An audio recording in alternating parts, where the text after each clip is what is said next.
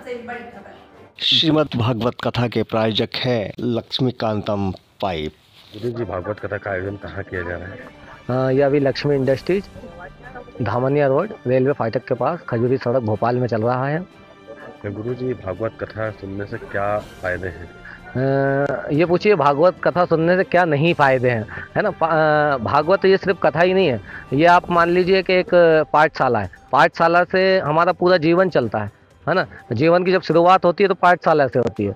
पाठशाला से सीखकर ही हम जीवन में अपने व्यवहार करते हैं। इसी प्रकार से हमारे जीवन में हमें कैसे जीना चाहिए यह हमें भागवत सिखाती है, ये राम कथा सिखाती है। ये क्योंकि हमारे धर्म के लिए जब तक हम जागरूक नहीं होंगे, और वो जागरूकता कहाँ से पैदा होगी, वह सत्संग से प्राप्त होगी, वह कथा से प्राप्त होगी, वह भागवत से प्राप्त होगी।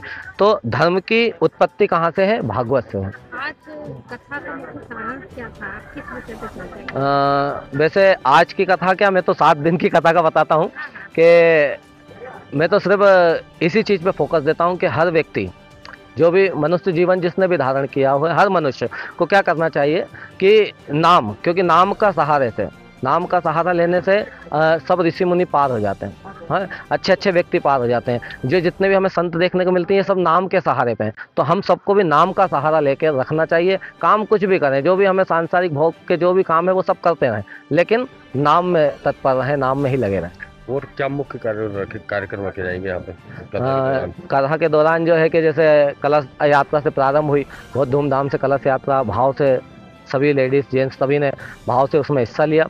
कथा के कल जो है कि भगवान पार्वती का विवाह शंकर भगवान के साथ में होगा, वह भी धूमधाम से झांकियों के साथ में होगा।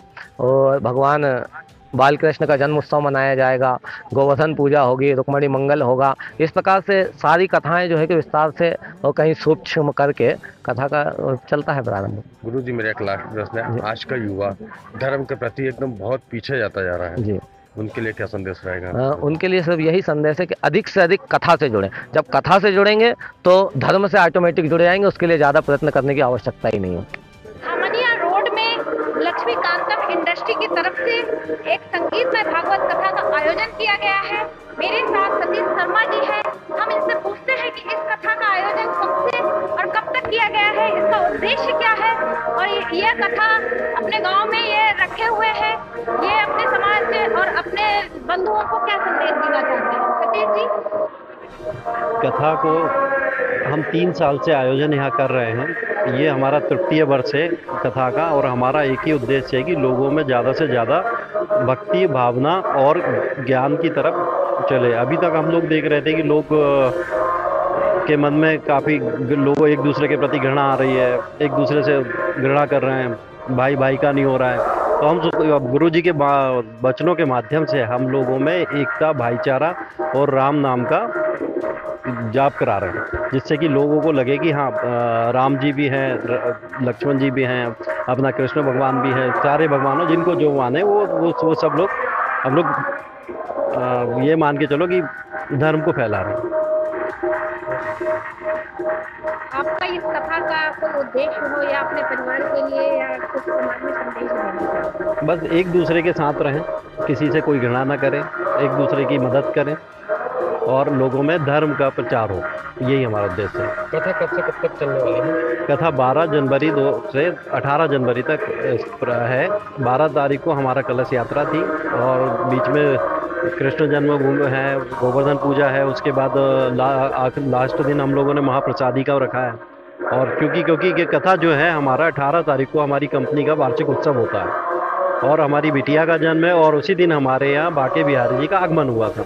तो उस पे हम लोग ये भागवत कथा का हर साल हमने बुक किया है कि हर साल 12 से 18 तारीख में हम लोग भागवत कथा अपनी फैक्ट्री में रखेंगे, जिससे कि हमारा फ़ायदा हो और हमारे समाज का फ़ायदा हो।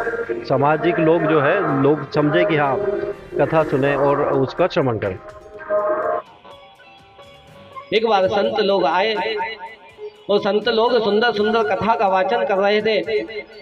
मैं अपनी माँ के साथ उन्हीं के घर पर रहता था, और उन्हीं की शीत प्रसादी को पाता रहता था। जब 4 महीने व्यतीत हो गए, वह संत लोग जाने लगे, तो मैंने संतों से कहा कि आप जो सुंदर सुंदर कथा करते हैं, इसमें मेरा बहुत मन लगता है, मैं भी आपके साथ में चलना चाहता हूँ।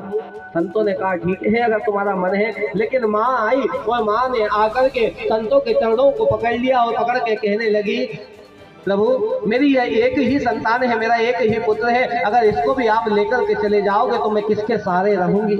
मेरे बुढ़ापे की लाठी तो मेरा पुत्र है, इसे लेकर के मत जाना।